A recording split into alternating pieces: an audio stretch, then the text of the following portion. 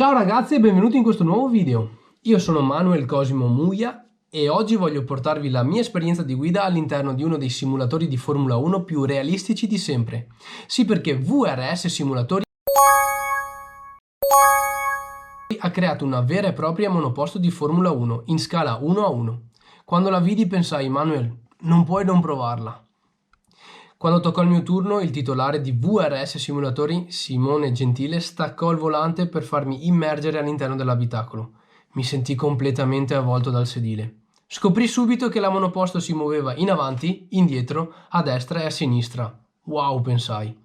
Al Monza Any Circuit, dopo il traguardo, alla staccata della prima variante,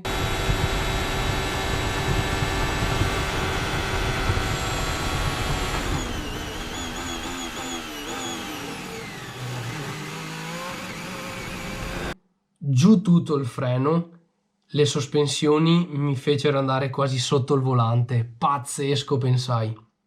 Ma la cosa, ragazzi, che più mi ha scioccato fu alla variante Ascari, in uscita in quinta piena, una forza G laterale che praticamente mi fece rabbrividire.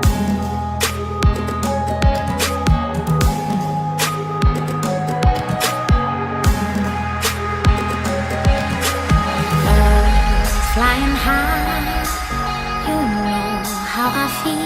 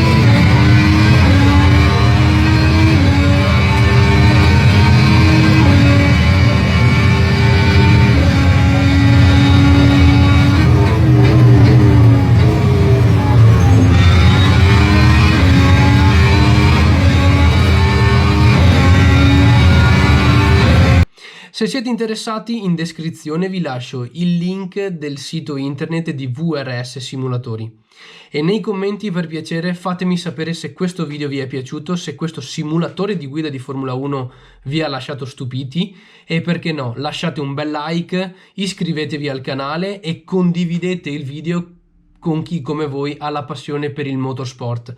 Ragazzi, quindi un saluto da Manuel Cosimo Muia, ciao e al prossimo video!